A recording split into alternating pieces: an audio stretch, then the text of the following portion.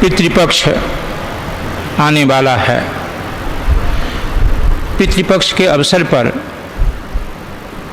क्या करना चाहिए, क्या नहीं करना चाहिए, कैसे करना चाहिए, शास्त्रीय विधि क्या है, किन किन सामग्रियों की आवश्यकता होती है, किस समय किया जाता है, करने का अधिकारी कौन है, इत्यादि जिज्ञासाएं समाज में लोगों को हुआ करती हैं। आज की परिस्थिति में, इस डिजिटल युग में, जहाँ एक ओर भौतिकवाद पूर्णता की ओर है, दूसरी तरफ जो आध्यात्मिक पक्ष है इसका क्रमशः ह्रास होता जा रहा है, जिसका मूल कारण शास्त्रीय विधि का उजागर रहना नहीं है। ये शास्त्रीय विधि के जानकार यदि प्रत्येक जगह हों तो इस तरह की असुविधा नहीं होगी। इसको दृष्टिपथ पर रखते हुए संस्कृत विश्वविद्यालय ने आज पितृपक्ष को उद्देश्य करके इस तरह की कार्यशाला का आयोजन किया है। अभी सबसे पहले मैं परिचय कराना चाहूँगा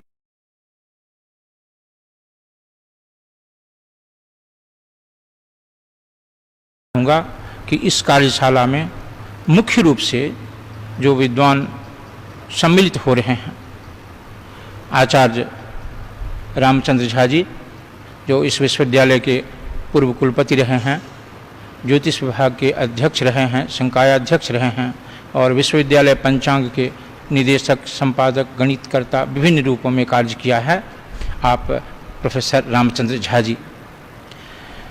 आप प्रोफेसर शशिनाथ झा जी व्याकरण शास्त्र के प्रथम श्रेणी के विद्वान हैं, कर्मकांड, धर्मशास्त्र इत्यादि में निष्णात हैं। इस विश्वविद्यालय में अध्यक्ष के रूप में, संकायाध्यक्ष के रूप में और विभिन्न पदों पर कार्य किया है। कर्मकांड की दृष्टि से, धर्मशास्त्र की दृष्टि से और वेद की दृष्टि से उत्कृष्ट विद्वान हैं, जो इस विधि का प्रदर्शन करने के लिए यजमान के रूप में यहाँ उपस्थित हैं। आचार्य विद्युश्वर झा जी। आचार्य विद्युश्वर झा जी वेद के प्रथम पंक्ति के विद्वान हैं। धर्मशास्त्र और कर्मकांड की तो बात ही नहीं है, अत्यंत उत्कृष्ट विद्वान, प्रक्रिया के जानकार हैं।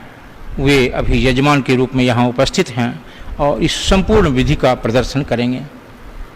आपके बाएं तरफ आचार्य सुरेश्वर झा जी हैं, व्याकरण शास्त्र के प्रथम पंक्ति के विद्वान हैं। धर्मशास्त्र, कर्मकांड, दर्शन इत्यादि विभिन्न विषयों में अत्यंत परिश्रम किया हुआ है, एक प्रामाणिक विद्वान हैं। वे अपना विचार इसमें रखेंगे। उससे बाएं तरफ आचार्य बउआनंद झा जी हैं, दर्शन शास्त्र के प्रोफेसर रहे हैं, सेवानिवृत्त हैं। दर्शन, धर्मशास्त्र, कर्मकांड इन विषयों के और इनकी प्रक्रिया के अच्छे जानकार हैं, अच्छी प्रतिष्ठा है। उससे बाईं तरफ आचार्य शिवाकांत झा जी, जो ज्योतिष शास्त्र के प्रकांड विद्वान हैं, नालंदा विश्वविद्यालय के कुलपति रहे हैं। धर्मशास्त्र, कर्मकांड इत्यादि में स्वाभाविक अप्रतिहत गति है। वे भी इस कार्यशाला में अपना पक्ष रखेंगे। अब पुनः मैं आचार्य रामचंद्र झा जी को निवेदन करना चाहूँगा कि पितृपक्ष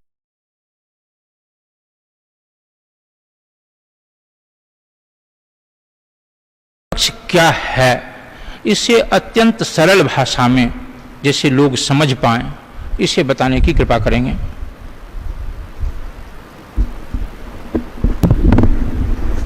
ओम नमस्तस्यै। पितृपक्ष आषाढ़ी पूर्णिमा से 5वें पक्ष का नाम है। इस पक्ष में पितरगण अपने निवास स्थान से मर्त्यलोक में पधारते हैं और अपनी संतति से यह कामना करते हैं कि इसमें हमें वे अन्न जल आदि प्रदान करें। इस पक्ष में ऐसा करने से वे वर्ष भर तृप्त रहते हैं।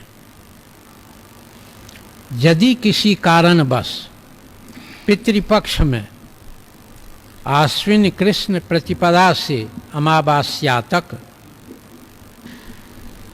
इस महालय पक्ष में यदि किसी कारणवश कोई पार्वन नहीं कर पाता है तो उसके लिए आगे का समय कार्तिक कृष्ण अमावास्या तक रहता है और कार्तिकी अमावास्या तक उन्हें अवश्यमेव श्राद्ध कर्म करना चाहिए। यदि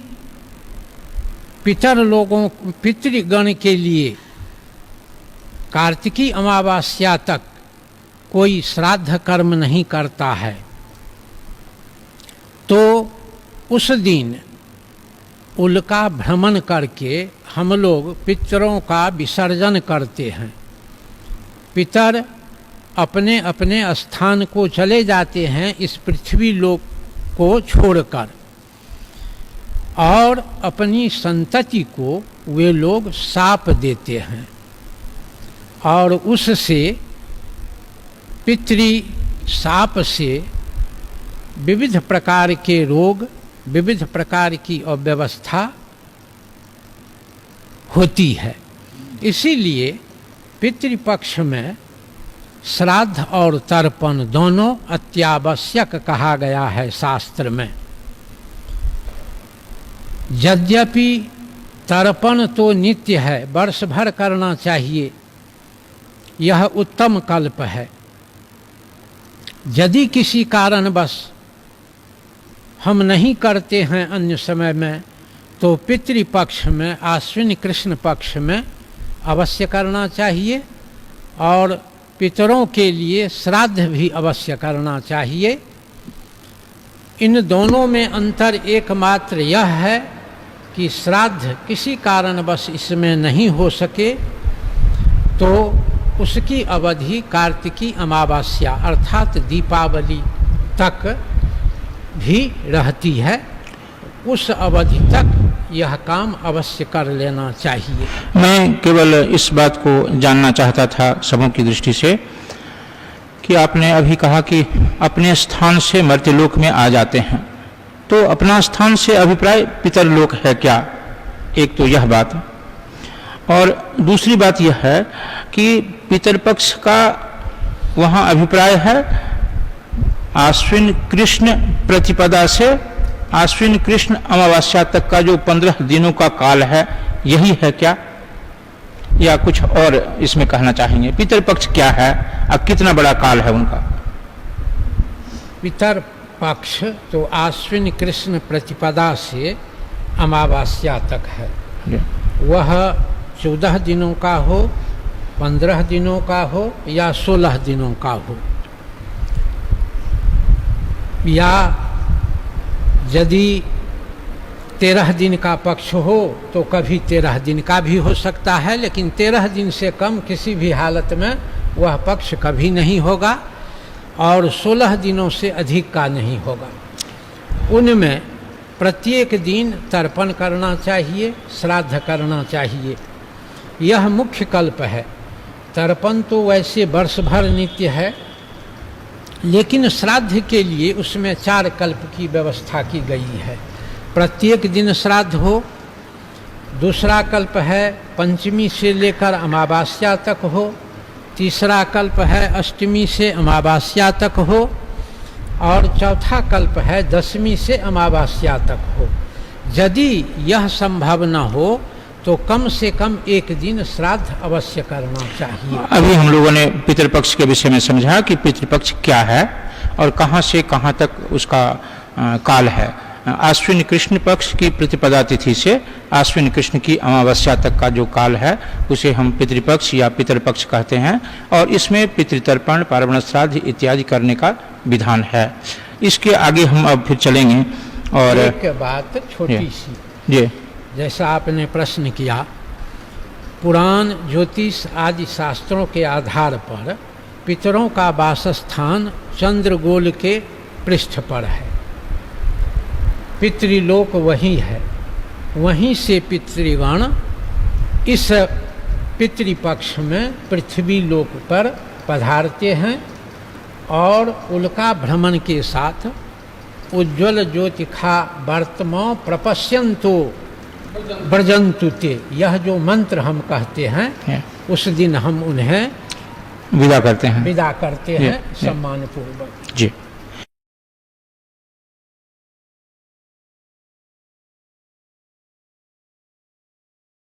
अब पितृपक्ष में क्या क्या करना चाहिए, यह एक आवश्यक विषय है। मैं जो यजमान के रूप में आचार्य विद्येश्वर झा जी यहाँ उपस्थित हैं, उनसे आग्रह करना चाहूँगा कि वो बताएं और बिल्कुल संक्षेप में यह बताएं कि क्या क्या करना चाहिए पितृपक्ष में।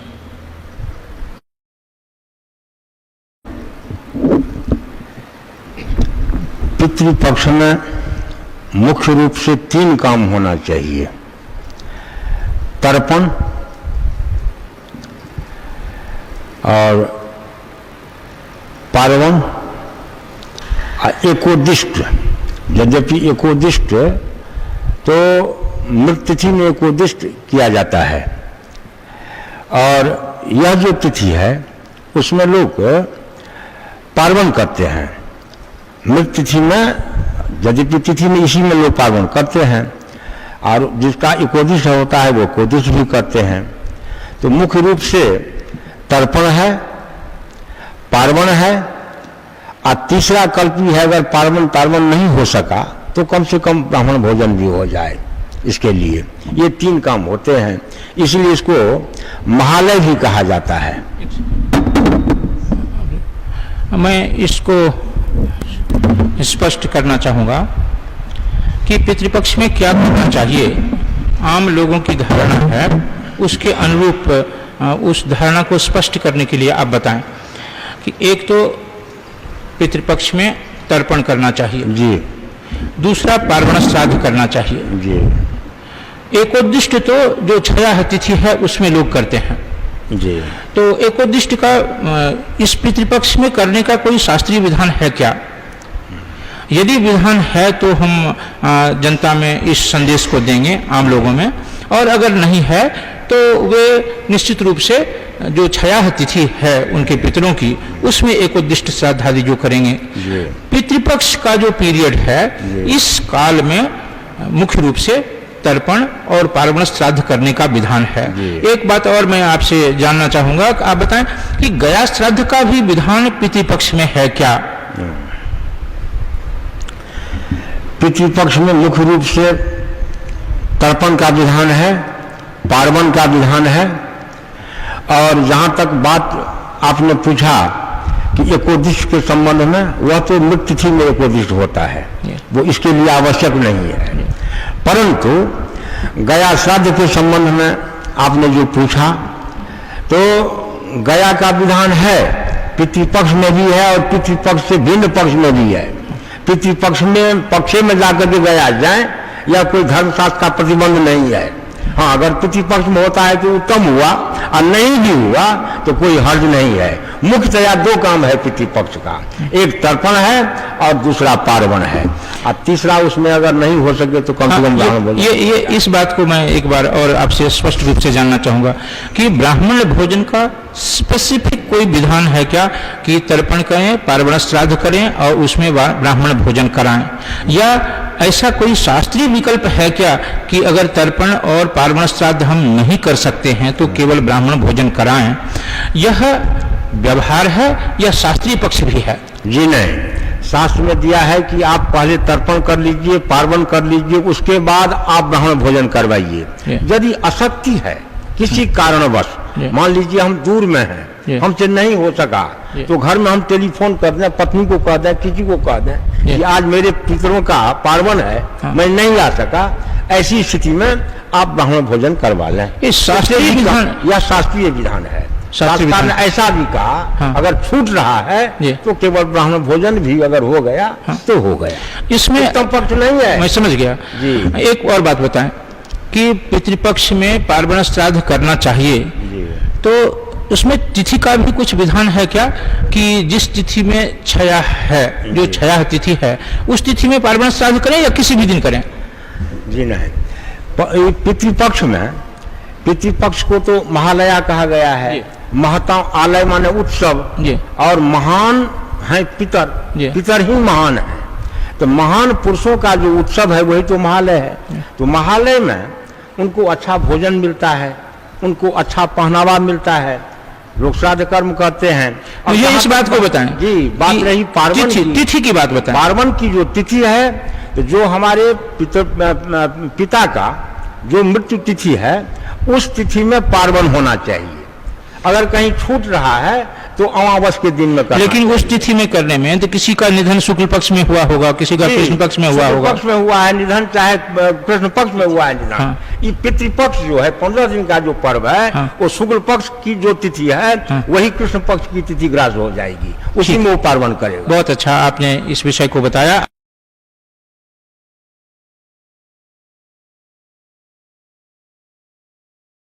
अब इसके बाद मैं आचार्य शशिनाथ झा, जो व्याकरण शास्त्र, धर्मशास्त्र, दर्शन और कर्मकांड इत्यादि के उत्कृष्ट विद्वान हैं, उनसे यह जानना चाहूँगा कि एक्चुअली तर्पण है क्या और उसमें क्या किया जाता है।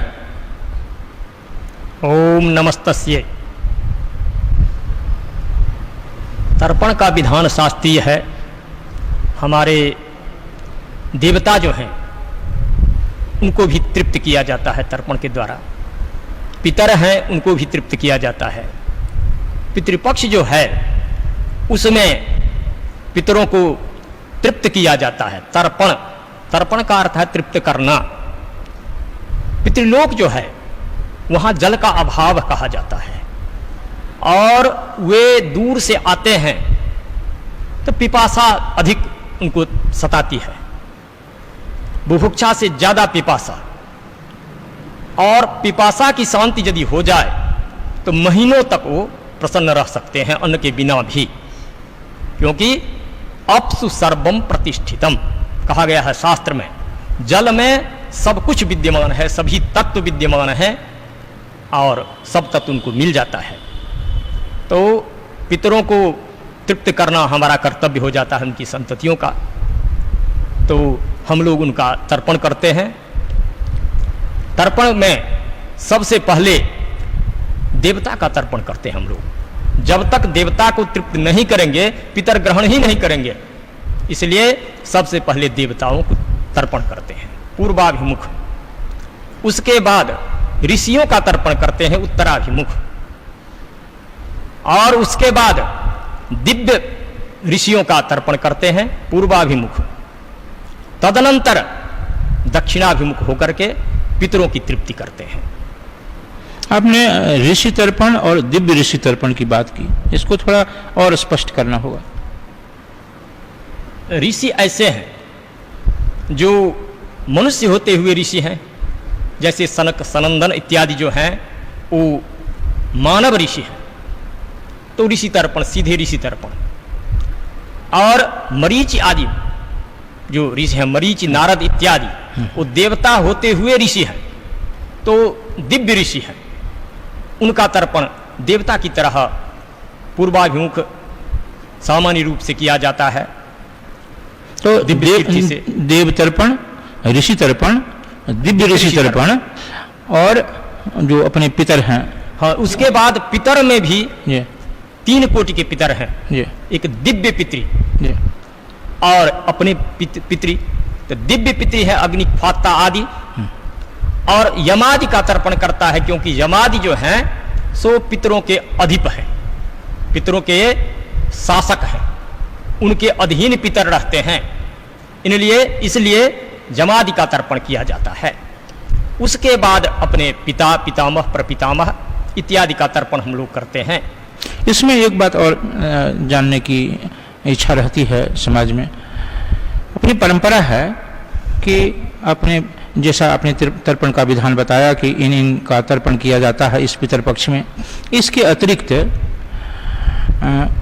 गुरु हैं जो दिवंगत हो गए हैं या ऐसे कुछ संबंधी हैं जिनके प्रति बहुत श्रद्धा है, उनकी संतति नहीं है, तो इस तरह का क्या विधान है कि अपने दिवंगत गुरु का तर्पण करना या अपने ऐसे संबंधी का तर्पण करना जो जिनकी संतति नहीं है?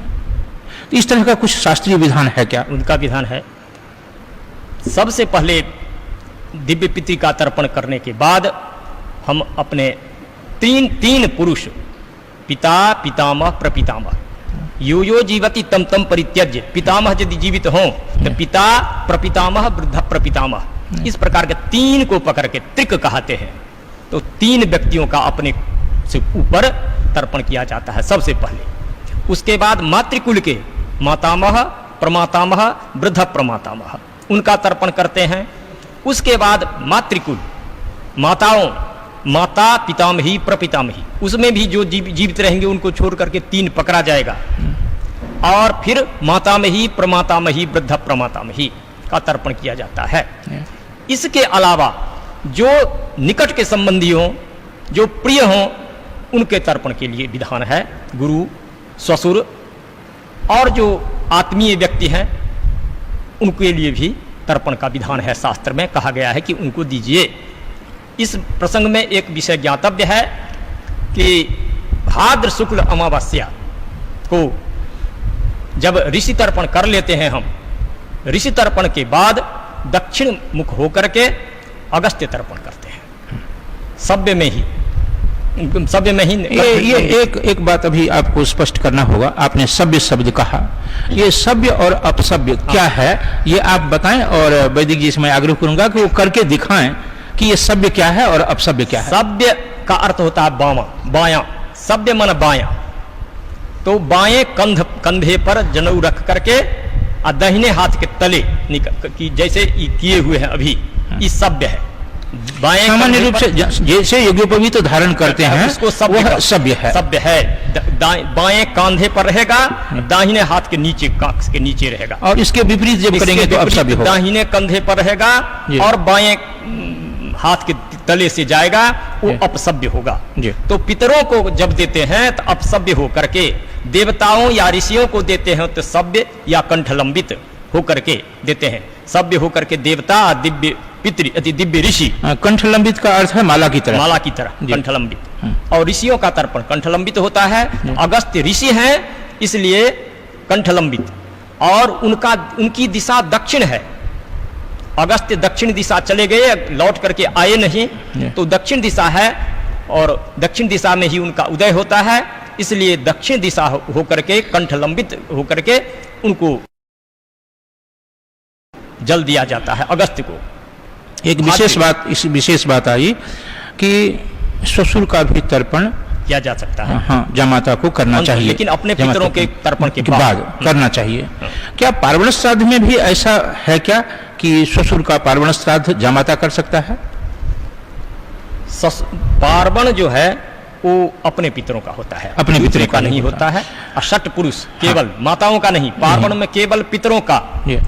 पिता, पितामह, पितामह, मातामह, प्रमातामह, वृद्ध प्रमातामह, षट पुरुष पार्वण होता है। अर्थात इससे अतिरिक्त एक भी नहीं। पितामह अर्थात दादा, प्रपितामह अर्थात परदादा, और वृद्ध प्रपितामह अर्थात वृद्ध जो परदादा हैं। 3 जनरेशन जो नहीं जीवित हैं। और उधर भी मातामह पक्ष में भी उस प्रकार नाना, परनाना और उनसे एक वृद्ध परनाना, इस तरह से करेंगे।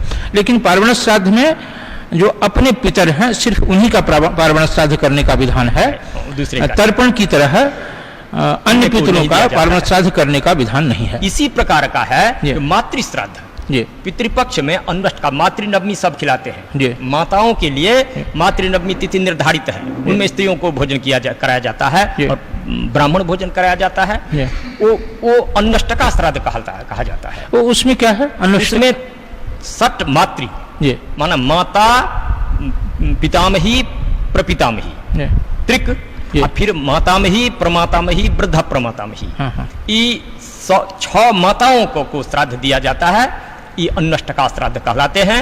यद्यपि इसका प्रचार अभी कम हो गया है, नहीं किया जाता है, लेकिन शास्त्रीय विधान है। अन्नष्टका श्राद्ध हम लोग पंचांग में भी लिखते हैं। तो उसके लिए हम लोग क्या करते हैं, तो मातृनवमी में संगवे मातृनवमी, मान पूर्वाहन में मातृनवमी के लिए भोजन करा देते हैं। आपने संगवे कहा, तो संगव जो मुहूर्त है 15 मुहूर्तों में से उसका अभिप्राय है वो 10:30 से पहले पड़ता है। अब हम इसको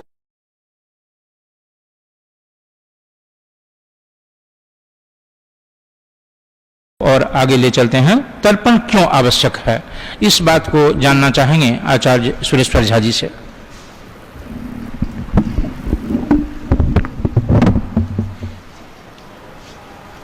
ओम देवेभ्यो नमः, ऋषिभ्यः नमः, पितृभ्यः स्वधा। आज लगता है संस्कृत विश्वविद्यालय भारतीय संस्कृति के संरक्षण के लिए बहुत बड़ा काम कर रहा है। वास्तव में हम लोगों के सामने में भी यह बात आई, जो जब पंडितों से हम कुछ तर्पण करवाते हैं या कि एकोदिष्ट करवाते हैं या कि पार्वण कराते हैं, तो उसमें एक बार जो पंडित आता है तो इस तरह से करा देता है, दूसरी बार आता है तो दूसरी बार कराता है। इसमें हम समझते हैं कि पंडितों का कोई दोष नहीं है, उसमें कुछ दोष हम लोगों का है, जो कि ऐसे विद्वानों को, ऐसे पुरोहित, ऐसे कर्मकांडियों को हम लोग तैयार करवाने में समर्थ नहीं रहे। इसी कड़ी में यह वर्तमान कुलपति महोदय के द्वारा एक बहुत अच्छा प्रयास किया गया है। इसमें और भी सुधार आगे आते रहेंगे, तो यह बहुत बड़ी खुशी की बात है। प्रश्न है जो कि तर्पण हम क्यों करते हैं, तर्पण क्यों आवश्यक है। तर्पण शब्द होता है तृप धातु से बनता है, तृप प्रीणने, तृप जो कि प्रीतिदायक हो, जिसे तृप्ति मिले। तो तृप्ति किससे मिलती है, तो संसार में सबसे अधिक तृप्ति मिलती है जल से। इसलिए तर्पण में सबसे प्रधानता है जल की। वहां एक तिल भी दिया जाता है पितर को, लेकिन उसमें तिल की अप्रधानता रहती है, इसलिए कहते हैं सौ तिलंग जलंग तस्मै सुधा तस्मै सुधा तस्मै सुधा। तो सतिल में स शब्द जब ये लगा रहा तो स शब्द का माने है अप्रधान, सहयुक्ते अप्रधाने, तथा अप्रधान अर्थ में होता है तो उसमें प्रधानता है किसकी, तो जल की। तो जल से तृप्ति होती है। तो तृप्ति जो होती है, तो हम भी देखते हैं यदि बहुत प्यास लगी हुई हो तो उस समय में कितना सुंदर मधुर मधुरान्न भी हो, मिष्टान्न भी हो, दाल भात भी हो, उसको छोड़ के सबसे पहले हम जल ग्रहण करना चाहते हैं। तो पितरों की भी स्थिति वही होती है जो पितर लोग में रहते हैं, जिन्हें किसी कारण से मोक्ष नहीं मिल पाता है या उनका पुनः नया शरीर नहीं बन पाता है, तो ऐसी स्थिति में वह भटकते रहते हैं। जैसा कि पूर्व वक्ताओं ने कहा, जो कि पितृलोक में भटकते रहते हैं, वो बहुत प्यासे रहते हैं।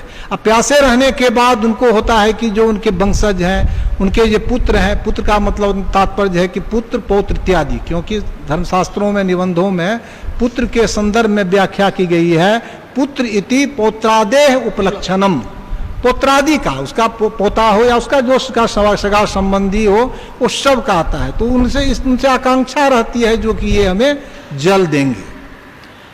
उसमें भी यह तर्पण कार्य जो है वास्तव में वो जैसे हम लोग संध्या वंदन करते हैं, तो उसी तरह से यह नित्य कर्म है। तर्पण कोई यह नहीं है कि केवल पितृपक्ष में ही किया जाए, नित्य कर्म है। लेकिन नित्य कर्म सामान्यतः लोग नहीं कर पाते हैं। तो जब नहीं कर पाते हैं तब तो कुछ तो हुआ जो कि हम में त्रुटि हुई। तो त्रुटि नहीं होनी चाहिए, वह हम आसानी से कर सकते हैं। इसलिए हम लोगों ने शास्त्र में भी, हम लोगों नहीं, हमारे पूर्वजों ने शास्त्र में विधान किया है, जिसके अनुसार जब हमने मैथिल सदाचार पद्धति लिखी तो हमने एक पंक्ति वहाँ टिप्पणी में लास्ट में दे दिया है, यदि किसी परिस्थिति बस आप नित्य तर्पण नहीं कर रहे हो तो एक जल लेके नम अति ओम पितृभ्यः स्वधा कह दें, तो उससे भी पूरा आपका जो है सो तर्पण कार्य संपन्न हो गया। यह विशेष परिस्थिति में, यह वैकल्पिक स्थिति है। यदि कोई कुछ नहीं हो, नहीं यदि जल भी वहां नहीं मिले तो मनसा भी कर दिए पितृभ्या स्वधा, तब भी हमारा नित्य तर्पण हो गया। लेकिन यह जो पितृपक्ष होता है, जो आश्विन कृष्ण पक्ष से लेकर आश्विन के अमावस्या तक जो तिथि होती है उसे हम लोग पितृपक्ष कहते हैं। इसको जो है सो महालया भी कहते हैं।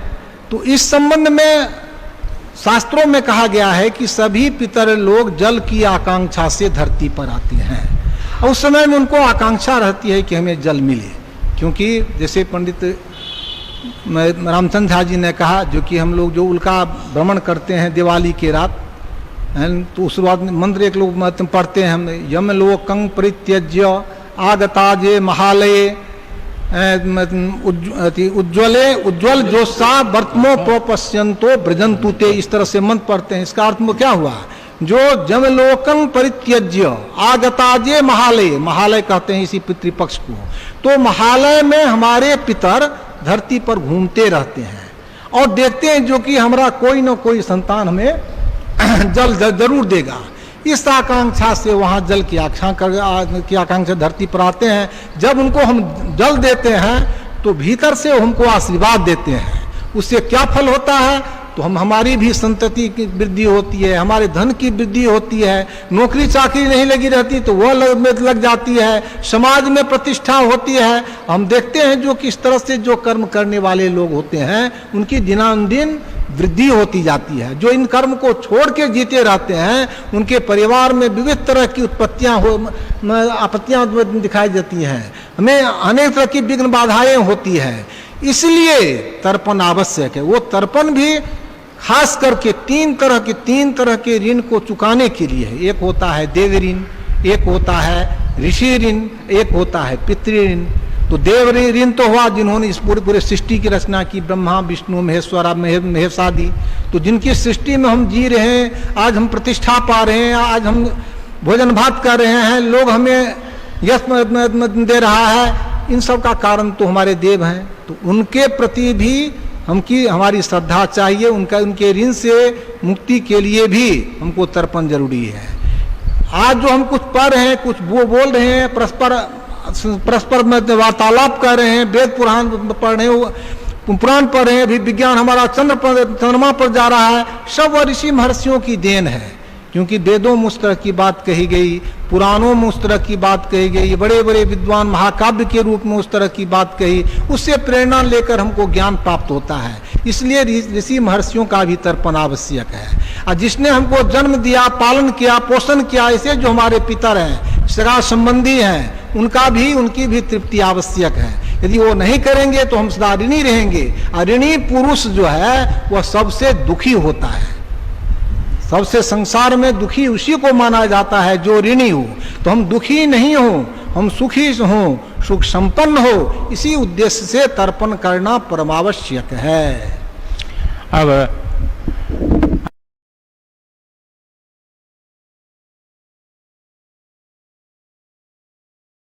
आचार्य भुवानंद झा जी जो दर्शन शास्त्र, धर्मशास्त्र, कर्मकांड इत्यादि के उच्च कोटि के विद्वान हैं, मैं उनसे आग्रह करना चाहूँगा कि वो बताएं कि तर्पण का अधिकारी कौन है।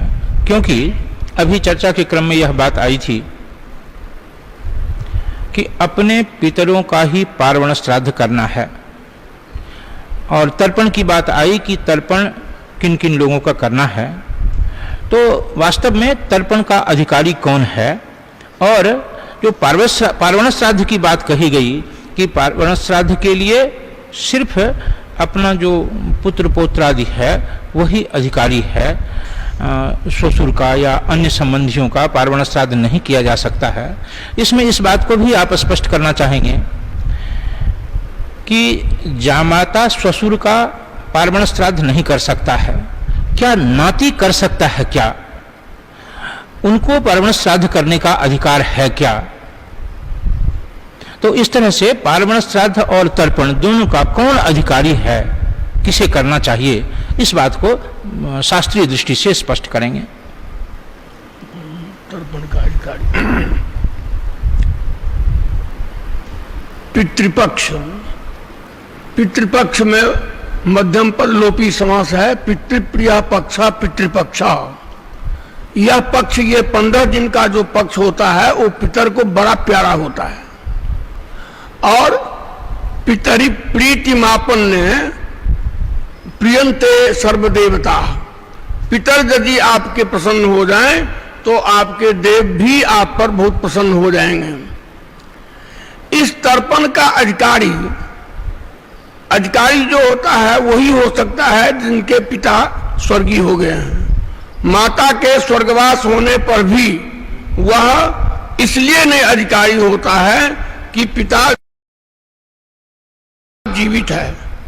वह पिता का जो अधिकार, पिता का जो काम है वो पिता अपने स्वयं अपने आप कर रहे हैं, और पिता की मृत्यु होने के बाद ही वह पुत्र जो है, सारे पुत्र ये तर्पण के अधिकारी हैं। पिता की मृत्यु से पहले वो तर्पण नहीं करते हैं। और उसमें भी हम लोगों के यहाँ एक नियम है कि पिता की मृत्यु के 1 साल होने के बाद ही तर्पण करते हैं। इसमें एक बात और जानने की है कि पितृतर्पण पिता के जीवित रहने पर नहीं करना चाहिए। नहीं। क्या देवर्षि तर्पण भी पिता के जीवित रहने पर नहीं करना चाहिए? ना, देवताओं और ऋषियों का, क्योंकि देवता और ऋषि का तर्पण करना उनको तो पितृतर्पण से संबंध नहीं है। तो इस तरह का विधान है क्या कि पिता के जीवित रहने पर देवतर्पण और ऋषि तर्पण भी न करें? ऐसे उपनयन में भी हैं, जब उनके पिता रहते हैं जी, तब भी पितृभ्य स्वधा ऐसा कहा जाता है जी। तो वहां भी जो है उसको जो है उपनयन काल में से उसको जो है अपसभ्य होकर के वह करता है, वह एक अपना कर्तव्य का बोध कराता है जी।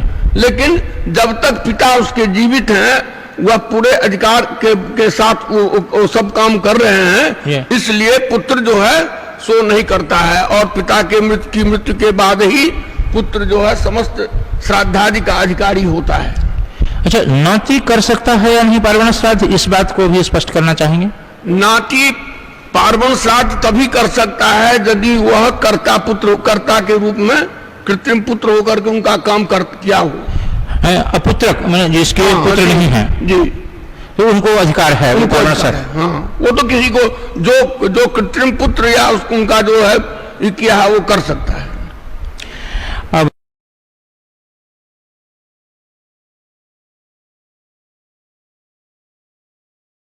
आचार्य शिवाकांत झा जी से आग्रह करेंगे कि वे इस बात को स्पष्ट रूप से बताएं कि इसका समय क्या होना चाहिए, तर्पण कब करना चाहिए, पार्वण श्राद्ध कब करना चाहिए, और प्रातः संगम इत्यादि जो 15 मुहूर्त हैं उसका भी कोई इसमें प्रयोजन है क्या? इस तरह का कोई विधान है कि उसमें किस मुहूर्त में क्या करना चाहिए, उस दृष्टि से भी बताएंगे। तर्पण नित्य कर्म है, प्रतिदिन करना चाहिए, किंतु जैसा पूर्व वक्ताओं ने कहा कि पितृपक्ष में जमलोक को परित्याग करके पृथ्वी पर आते हैं। जमलोकम परित्यज्य आगताजे महालय, ऐसा करके उल्का भ्रमण करते हैं दिवाली के समय। तो पितृपक्ष में पृथ्वी पर रहते हैं और पितरों को पिपासा अधिक होती है, भूख से अधिक पिपासा उनको बाधित करती है, इसलिए तर्पण नित्य आवश्यक है, नित्य करना चाहिए। किंतु शास्त्रकारों ने और परंपरा ने यह विधान किया है कि नित्य करने में जिनकी असमर्थता है तो कम से कम पितृपक्ष में अवश्य ही तर्पण करें 15 दिन 15 तिथियों में। और तर्पण का समय स्नान के साथ लोग करते हैं, प्रातःकाल स्नान करना चाहिए। स्नान के साथ तालाब में, नदी में करना चाहिए, तालाब में करना चाहिए, किंतु तालाब और नदी सबको उपलब्धता नहीं है। इसलिए घर में लोग जब पूजा काल में बैठते हैं, संध्या बंदन करते हैं, तो संध्या बंदन के समय संध्या वंदन के पश्चात तर्पण करना चाहिए, देव पूजन से पूर्व तर्पण करना चाहिए। पार्वण श्राद्ध, पितृश्राद्ध तो मध्याह्न में होता है। आरभ्य कुतुके श्राद्धम रोहिणम ऋतुलघ्ये एकोदिष्ट के संबंध में है। और पूर्वाह्न मातृकम श्राद्धम, पूर्वाह्न में जैसे अन्वष्टका की चर्चा हुई, अन्वष्टका होती है, मध्याह्न में यह पार्वण श्राद्ध होता है। और पितृपक्ष में पार्वण श्राद्ध आवश्यक है, करना चाहिए, पहले भी चर्चा पूर्व वक्ताओं ने की है। तो मुख्य रूप से तर्पण कम से कम, पार्वण नहीं भी कर पाए तो तर्पण तो नित्य करना चाहिए, नहीं तो पितृपक्ष में अवश्य प्रति व्यक्ति को करना चाहिए। नहीं करने से यह पाप का भागी होता है। आप पितर लोग उनको श्राप देते हैं, जिससे उनके धन जन परिवार में सबको अशांति होती है, रोग होता है, विविध तरह की उलझनें पैदा होती है। इसलिए यह नित्य करना ही चाहिए। तो यही सर निष्कर्ष यह हुआ कि आश्विन कृष्ण पक्ष की प्रतिपदा से अमावस्या तक 13, 14 या 15 दिन जो भी हों पूरा पक्ष पूर्ण होने में, उसमें प्रतिदिन तर्पण करना चाहिए। और तर्पण करने का अधिकारी की जहाँ तक बात है, उसमें कोई भी व्यक्ति, देव, ऋषि, दिव्य ऋषि, पितृ तर्पण कर सकते हैं, यह करना चाहिए उनको। और उसके अतिरिक्त दिवंगत गुरु का तर्पण करना चाहिए। और जो ऐसे संबंधी हैं जिनका तर्पण नहीं हो रहा है या उनके प्रति श्रद्धा है, उनका भी तर्पण इस पितृपक्ष में करना चाहिए। और यह हमारी परंपरा है। और पार्वण श्राद्ध के लिए स्पष्ट रूप से यह निष्कर्ष आया कि पार्वण श्राद्ध सिर्फ अपने पितर का ही करना चाहिए, दूसरे के पितर का या दिवंगत गुरु का पार्वण श्राद्ध करने का प्रावधान नहीं है शास्त्रीय दृष्टि से। और नाती के द्वारा पार्वण श्राद्ध करने का जो विधान की बात है, उसमें यही स्पष्ट हुआ कि यदि पुत्र नहीं है और वह नाती ही कर्ता बना हुआ है, तो उस नाती को पार्वण श्राद्ध करने का अधिकार है। यह एक निष्कर्ष है। और दूसरी बात कि समय, हाँ जी, मातामह का श्राद्ध जी वो हम करते ही हैं। उसके लिए उन्हें पुत्र है या नहीं है उसका कोई संबंध नहीं है। तो अर्थात पुरुष नहीं, उसमें बस मेरा है कि वो मातामह का श्राद्ध आपने सही कहा। ये पिता, पितामह, प्रपितामह, मातामह, प्रमातामह, वृद्ध प्रमातामह का श्राद्ध तो पार्वण श्राद्ध होता ही है। जो श्राद्धाधिकारी है वह करता है। लेकिन जैसा कहा गया कि नाती नाना का श्राद्ध करता है कि कर सकता है कि नहीं, तो यदि वह श्राद्ध का अधिकारी नहीं है, जीवित पितृक है वो, तो नाना का श्राद्ध कैसे करेगा वो?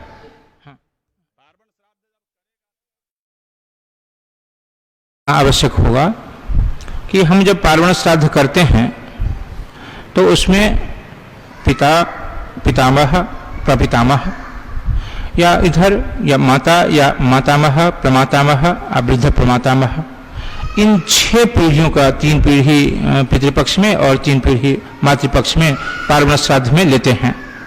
2 विश्व देव होते हैं। हाँ, विश्व देव तो होते हैं, ठीक है, लेकिन पितर की दृष्टि से ये लेते हैं।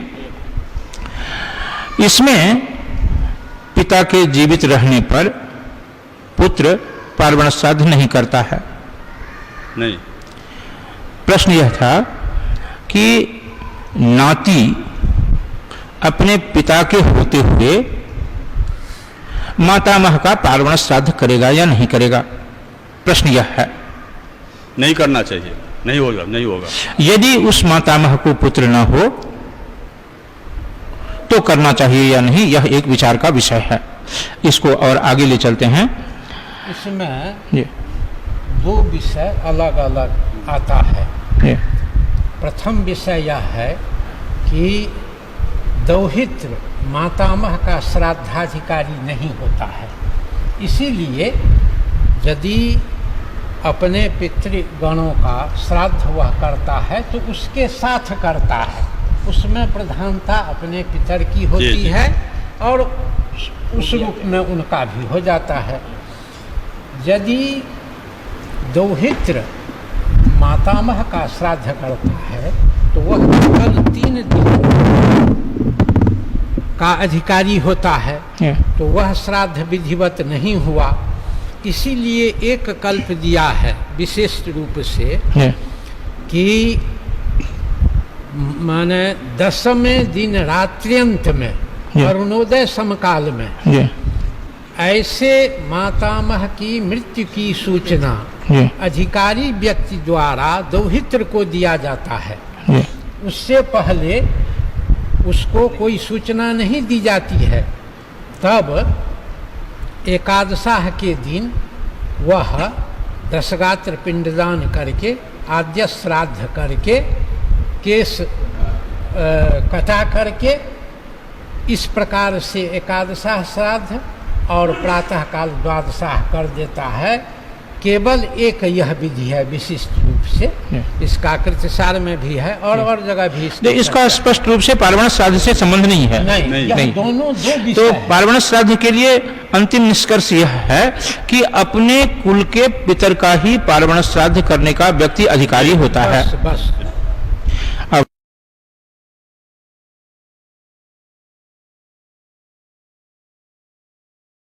अब आगे चलेंगे कि तर्पण के लिए क्या क्या सामग्री चाहिए और इसमें जो शास्त्र विहित न्यूनतम सामग्री है उसको बताएं। आचार्य विदेश्वर झा जी।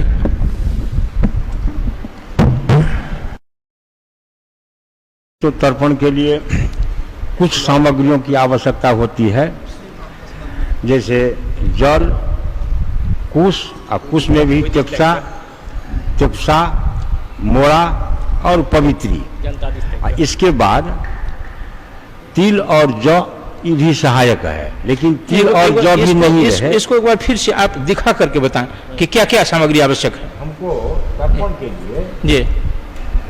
तर्पण हम जल में भी कर सकते हैं, नदी इत्यादि में, अब बाहर में भी कर सकते हैं हम तर्पण। अगर हम बाहर में तर्पण करेंगे, बाहर में अर्थात जहां हमारा घर है, हाँ, जहाँ हमारा घर है, घर में, हाँ, अगर हम घर में तर्पण कर रहे हैं, हाँ, तो भूतल पर तर्पण करने के लिए वहाँ कुश रख देना होगा।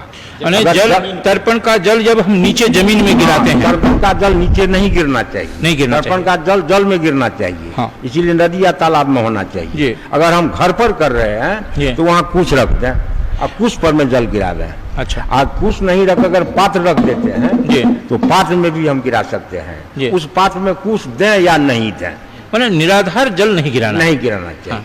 इसलिए हम लोग रखे हैं। हाँ। यह कुश जो है, हाँ, इसका अगला भाग जो है जो पूरा होना चाहिए। देव तर्पण के लिए इसका माने पूर्वाग्र होना चाहिए, और पितृ तर्पण में इसको दक्षिणाग्र होना चाहिए। और ऋषि तर्पण में? ऋषि तर्पण में उत्तराग्र रहना चाहिए। दिव्य ऋषि तर्पण में पूर्वाग्र होना चाहिए। हाँ। तर्पण में हाँ। क्या पुरुष के स्थिति को हम बदलते रहेंगे? हाँ, बदलते रहेंगे ना। अच्छा, एक बात को स्पष्ट करें। भी बदलेंगे ना। हाँ, एक बात बताएं कि ये जो कुश कह रहे हैं, ये कुशा क्या है? ये है, इसका नाम है तेकुशा। और उसके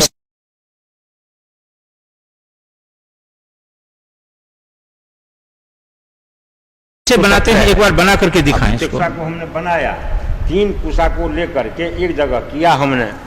और एक बीच में और बात बता दें कि कुशा का प्रमाण भी कुछ है क्या, कि इतनी लंबी कुशा हो या इतनी छोटी कुशा हो? हाँ, कुशा का विधान है जी। एक गोकर्णवत कुशा होना चाहिए जी, एक प्रादेश के मुताबिक। हाँ, प्रादेश, एक वितस्ती के मुताबिक। प्रादेश मतलब ये? प्रादेश मतलब माने 9 आंगुर जी, एक वितस्ती माने 12 आंगुर जी। 9 आंगुर से 12 आंगुर तक का कुश हो सकता है जी। 90 आंगुर का हो, यह भी कोई जरूरी नहीं है। 9 से लेकर के 12 तक का होना चाहिए। हाँ। अब हमको नहीं मिला जी। तो बड़ा बड़ा कुश है, ये तो अगतिक गति है जी, ये अगतिक गति है। ठीक है। तो कुश को लेकर के और उस कुश को उसको हम पहले जल में भिगोएं। नहीं भिगोए तो इसलिए भिगोए कि टूटे नहीं है, टूटे नहीं। अगर टूटे नहीं तब तो नहीं भिगोना है। अगर टूट रहा है तो उसको पहले फुला दीजिए। अभी हम उखाड़े हैं, अभी तो सिम है ही, टूटेगा नहीं, इसलिए भिगोना जरूरी नहीं है।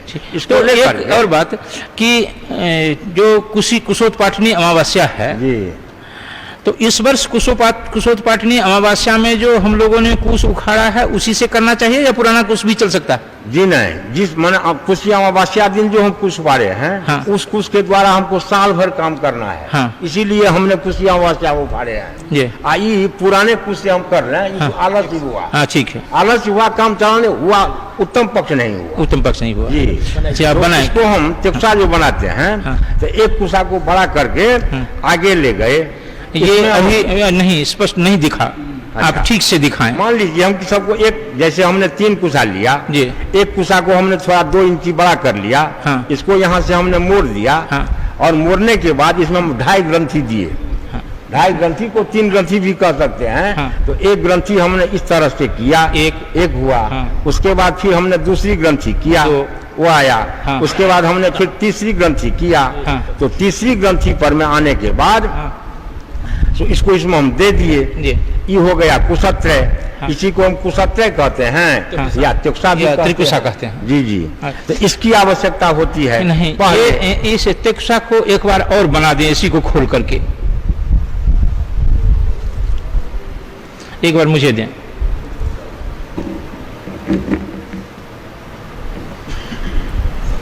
हाँ, ये एक है, ये दो है। और तीसरी कुशा को कहा कि थोड़ा ऐसे करके हाँ, नीचे करके रखें, बढ़ा दिए हम। अच्छा, इतना नीचे करके रखें हाँ। जिससे ये 3 बार लपेटा जा सके। लपेटा जा सकता है। अच्छा, हाँ, हाँ। और इसको आप कैसे लपेटना चाहते हैं? ऐसे बाईं तरफ से हाँ, बाईं तरफ से। देखिए, तो ये भी ये यहाँ। 3 कुशा रखे, हाँ, सबसे नीचे वाली जो कुशा है उसको हम ले गए ऊपर, उसको ऐसे हाँ, नीचे की ओर से। ऐसे नीचे की ओर ले गए, जी जी, फिर ये एक हुआ जी, ये दूसरा हुआ, और फिर तीसरा और हो गया। ये तीसरा करके उसमें दे दीजिए। ये जो इसमें अंदर देंगे। हाँ, अब तो ये तो 2.5 पर हुआ, हाँ तो हो गया हराई 2.5 पर हुआ, तो हाँ। ऐसा ऐसा 2.5 पर होता हुआ है। तो ऐसा होगा। हाँ। ऐसा भी चलेगा, हाँ हाँ ऐसा भी चलेगा, ब्रह्मग्रंथि वही है। लेकिन होना चाहिए 3 पर ब्रह्मग्रंथि है। हाँ, 2.5 है, 3 है, हाँ। तो चलता है।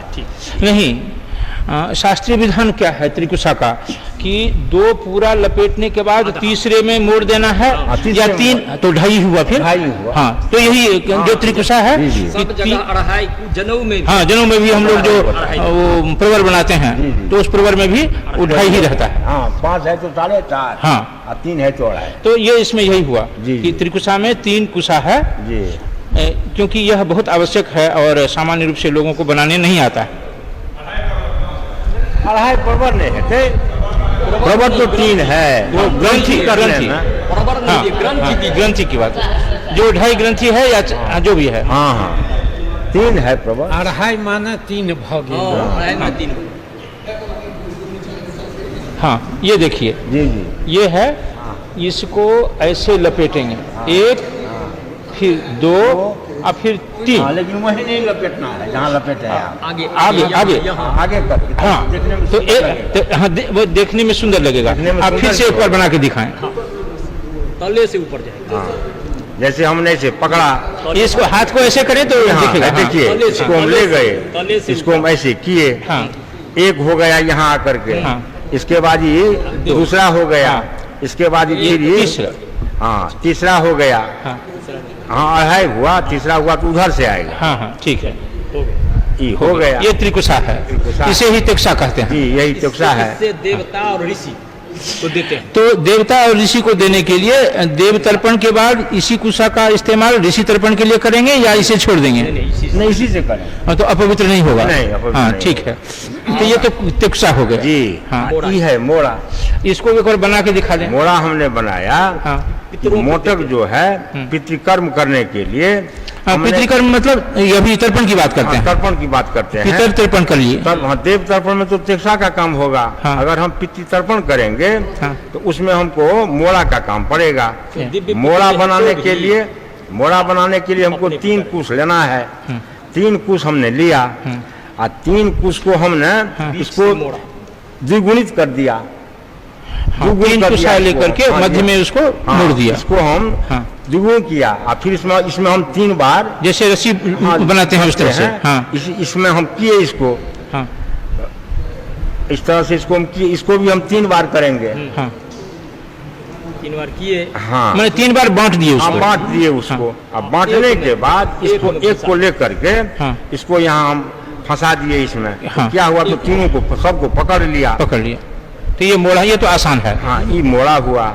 इसके द्वारा हम पितर को प्रदान कर सकते हैं। ठीक। ये मोड़ा हुआ, तो चक्षुषा और मोड़ा। मोड़ा। उसके ये है बाद पवित्री, पवित्री से अभिप्राय है कुशा की अंगूठी, औंठी से। तो सर्वोत्तम है। जी। इसके बाद चांदी और सोना जो भी बनाना हो लोग अपना करतांबा।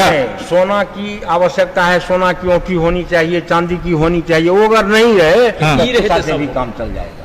मतलब अंतिम कुशा से कर सकते हैं। हाँ, कुशा से कर सकते हैं। क्योंकि सर्व सुलभ है, सभी कर सकते सुलभ हैं। है, इसलिए।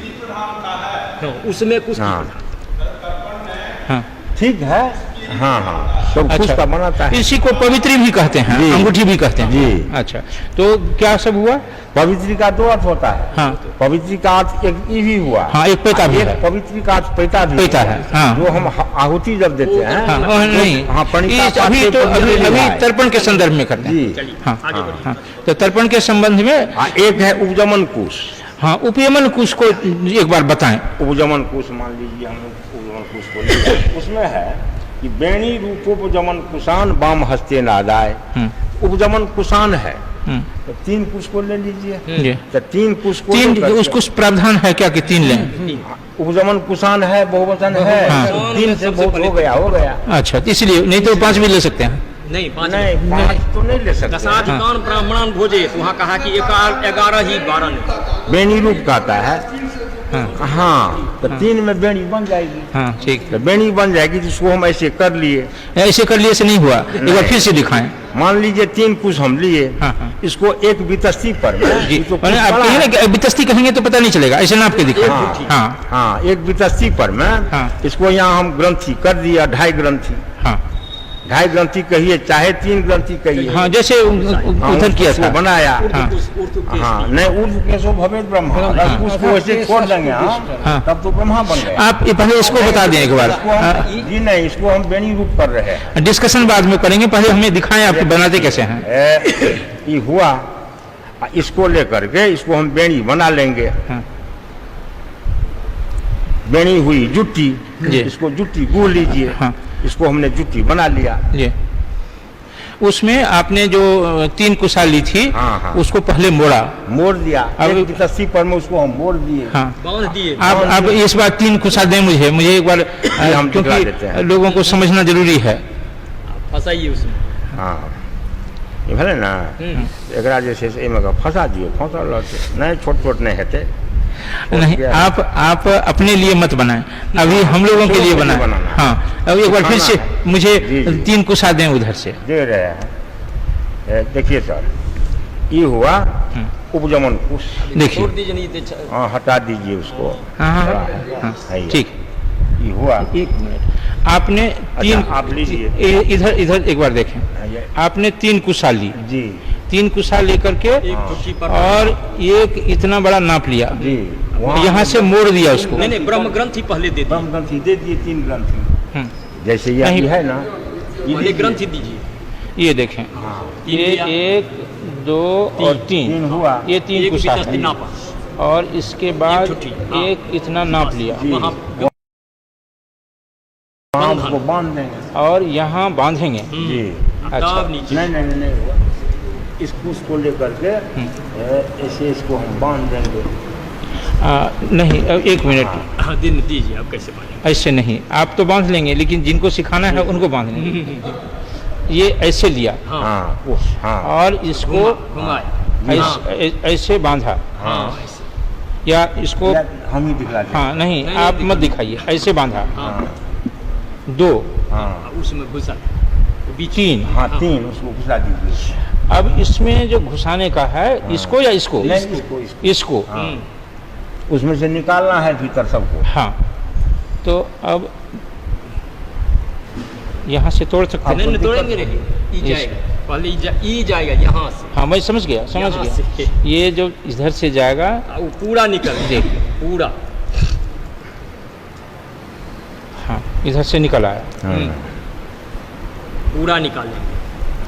हमारा अच्छा बना। हाँ आपका खराब बना। हाँ, हमारा अच्छा नहीं, इसलिए कि सब नहीं पार हमने किया, अभी- पार पार सब जाना है, हाँ, एक मिनट, सब ये हो गया। हो गया। आप उसको मोड़ करके यहाँ तक बनाएंगे। जुट्टी बनाएंगे, इसको भी सब इधर अच्छा, अब इधर ये सब मिला करके जुट्टी अब इसको जैसे जूती बांधना। इसको जूटी बांधना का मतलब ये 6 हो गया। हाँ जितना तो होगा छः- जुट्टी हाँ। बनाएंगे। नहीं, तीन को मान करके चलिए। नहीं जी, 6 को 3 भाग करें, हाँ 6 के 3 भाग करें। तो 6 को 3 भाग कर लिया। हाँ, अब जुट्टी बना। अब इस ये 3 भाग हो गया 6 का। अब इसमें इसको ऐसे करेंगे, इसको ऐसे फिर इसको ऐसे तीसरे करेंगे, उसमें, हाँ। फिर इस तीसरे को इसमें डालेंगे, हाँ, फिर जैसे इसको कि- इधर से करेंगे। हाँ। कितनी बार?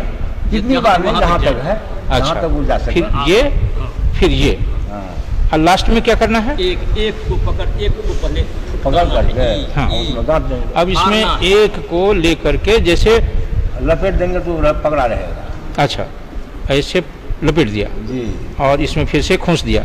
हाँ, हम तो उसमें नहीं फंसे हैं। हाँ, हम उसमें नहीं फंसे हैं। आपने क्या करना, क्या चाहिए आपने क्या किया, उससे मतलब नहीं है। हाँ, एक को पहले बिलगाई, इसको बिलगा लेंगे, मजबूत है ही। हाँ, उसी में उसको भोंक देंगे, हो गया। इसको बिलगाएंगे आपको तो नफा अच्छा, है कि हाँ, तो इसमें- असली तत्व हुआ यह है कि